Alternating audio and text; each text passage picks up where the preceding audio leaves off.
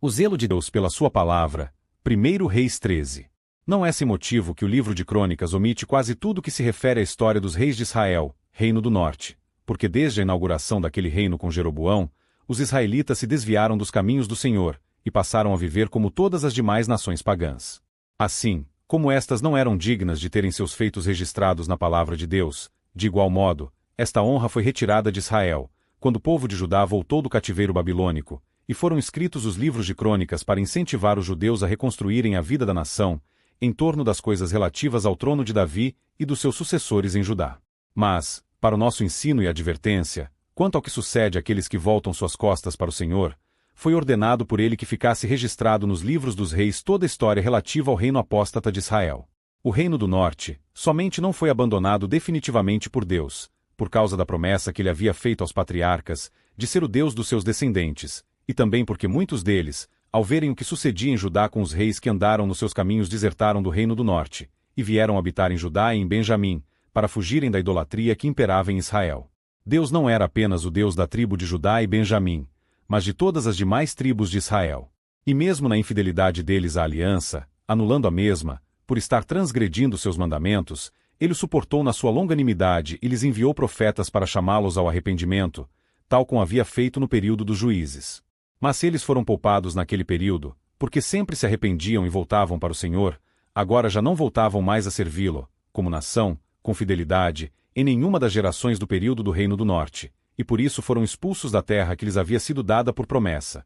E não temos nenhum registro de que alguns destes que foram levados cativos tivessem retornado para lá. No lugar deles, os assírios colocaram povos de outras nações, que se misturando com o remanescente de Israel, que permaneceu na terra, deu origem aos samaritanos, que tanto cultuavam ao Deus de Israel, por influência do que haviam aprendido com estes israelitas, quanto os falsos deuses, que eles adoravam em suas terras de origem. No verso 11 de 1 Reis 12 é dito que residia um velho profeta em Betel, um dos locais em que Jeroboão havia colocado um dos bezerros de ouro, e um altar para serem apresentados sacrifícios ao mesmo.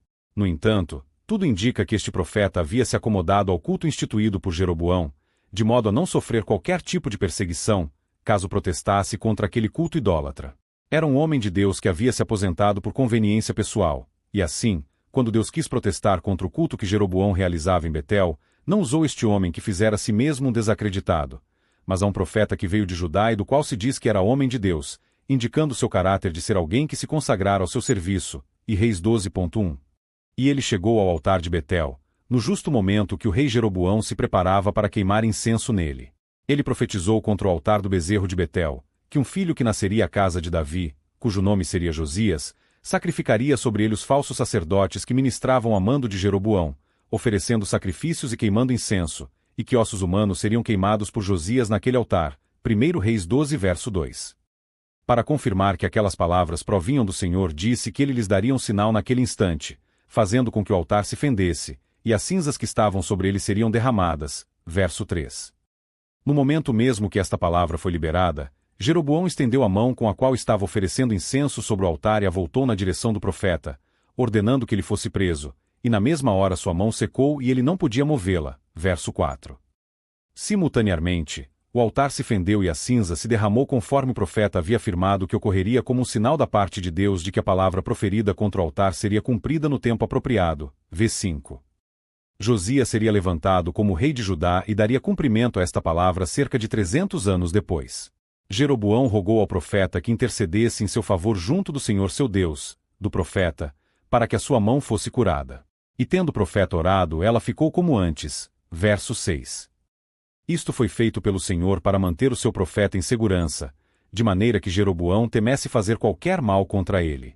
Mas este acabou contribuindo, ainda que indiretamente, para que o mal lhe sobreviesse, porque tendo tentado ganhar o seu favor, ofereceu-lhe amizade chamando à sua casa para recompensar-lhe por ter orado em seu favor e ter tido a sua mão restaurada por Deus. Ele devia pensar que agradando ao profeta talvez pudesse também agradar a Deus, de modo que ele voltasse atrás no juízo que havia proferido contra ele. Afinal, não foi o profeta que orou para que a sua mão secasse, e aquilo lhe sobreveio por uma intervenção direta da parte de Deus. Mas, tendo recusado o convite de Jeroboão e declarado a ele tudo o que o Senhor lhe havia ordenado, e que ele, por motivo de prudência, não necessitava ter declarado a ninguém, acabaria em apuros, em razão de ter falado mais do que devia, pois uma vez tendo tornado do conhecimento de todos que Deus lhe havia proibido comer pão e beber água naquela terra, e que deveria retornar a Judá por outro caminho, diferente daquele através do qual havia se dirigido a Betel, versos 8 a 10, acabaria trazendo confusão e desconfiança, quanto à veracidade da profecia que havia proferido, caso contrariasse isto que acabará de divulgar, como tendo também sido ordenado por Deus. Assim, ele voltou por outro caminho diferente do que havia chegado a Betel, e estava com isto dando mais uma prova de que falará de fato da parte do Senhor. Certamente, foi o diabo que levantou o velho profeta para mentir ao homem de Deus, lhe dizendo que este lhe enviará um anjo modificando as suas ordens iniciais. O alvo do diabo era o de trazer descrédito à profecia proferida a Jeroboão, uma vez que o homem de Deus havia contrariado o que havia afirmado na presença de Jeroboão, quando se permitiu privar da companhia do velho profeta em sua casa, talvez confortado pela ideia que o Senhor havia se compadecido dele, que deveria estar com fome e sede, permitindo que comesse e bebesse em companhia daquele que havia se apresentado a ele como sendo também um profeta do Senhor. Assim, Deus, que estava preocupado em garantir a segurança do seu servo, teve que intervir de maneira miraculosa, de modo a convencer a todos em Israel que aquela palavra, que havia sido proferida contra o altar era exata e verdadeira, e havia procedido dele, porque tendo sido desobedecido no que havia ordenado, teve que estabelecer um juízo à desobediência do profeta, ainda que este tivesse sido enganado, de modo a revelar que a palavra dita a Jeroboão que ele não poderia comer e nem beber. A água em Betel era tão verdadeira, quanto a que foi proferida contra o altar. Isto foi reforçado por um milagre, porque o leão que matou o profeta não o devorou e nem ao jumento que ele montava, tendo ficado ambos parados ao lado do seu cadáver. Verso 21 e 28. E ainda, para reafirmar a palavra dada, quem profetizou a morte do homem de Deus foi o próprio velho profeta mentiroso, mas naquela hora foi-lhe dado profetizar e a palavra do Senhor na sua boca era verdadeira. V 21, 22. Porque disse que seu cadáver não entraria no sepulcro dos seus pais em Judá. Por temer esta palavra dada pelo Senhor, o velho profeta não enviou seu corpo a Judá e providenciou para que ele fosse sepultado em Betel, no seu próprio sepulcro, de modo que quando morresse fosse sepultado no mesmo lugar em que fora enterrado o homem de Deus. Versos 30 e 31. Porque com isto, ele entendeu que ele era de fato um profeta do Senhor, e que a palavra proferida por ele teria cumprimento cabal. É dito no verso 33, que apesar de todas estas coisas terem sido testemunhadas por Jeroboão, nem assim ele deixou seu mau caminho e continuou a constituir sacerdotes para os seus altares, e que ele mesmo os consagrava. Verso 33. Mas, isto não ficaria sem uma resposta à altura, porque o grande juízo contra Jeroboão não seria apenas a destruição dos seus altares e o extermínio daquele ofício sacerdotal espúrio, mas o que viria sobre ele e a toda a sua casa, de modo que não teria sucessores no trono, porque Deus já havia determinado exterminá-los por causa deste pecado. Verso 34.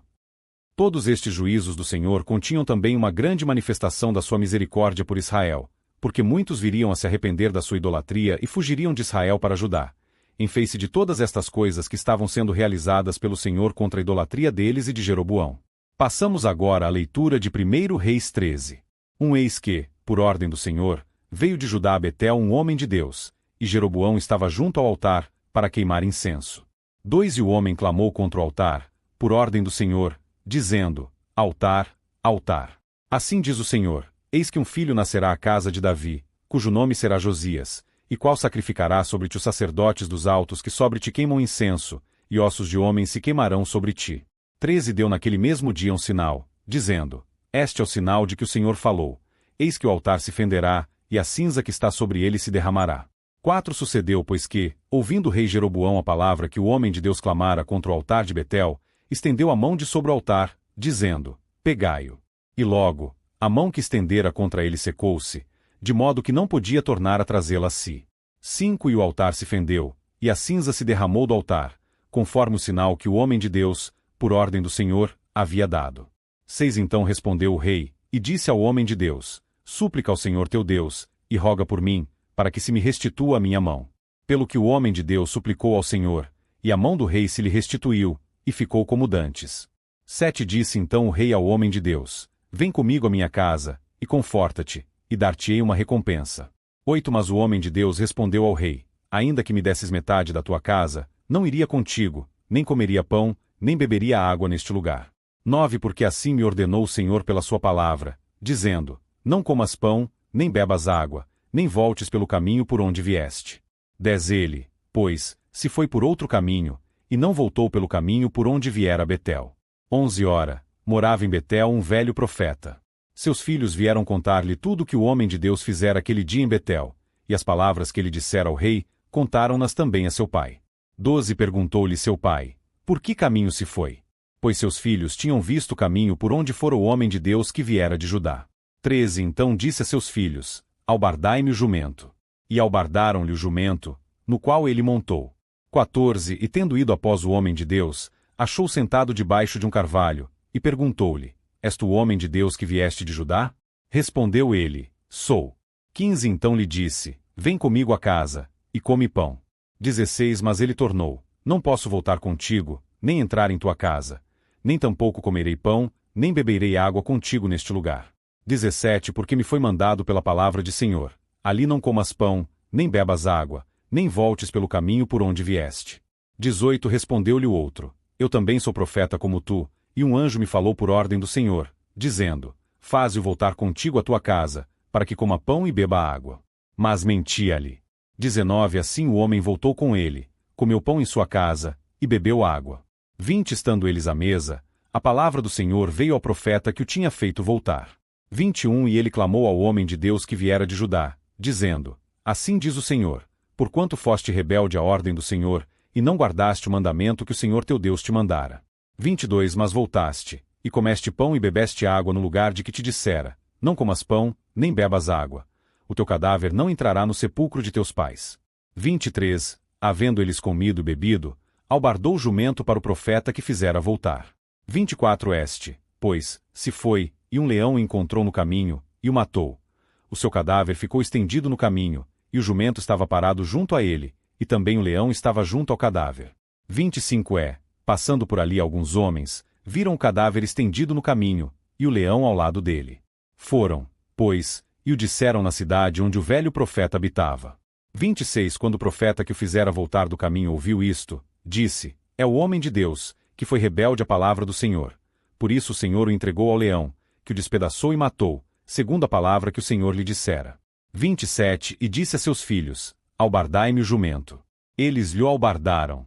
28 Então foi e achou o cadáver estendido no caminho, e o jumento e o leão, que estavam parados junto ao cadáver.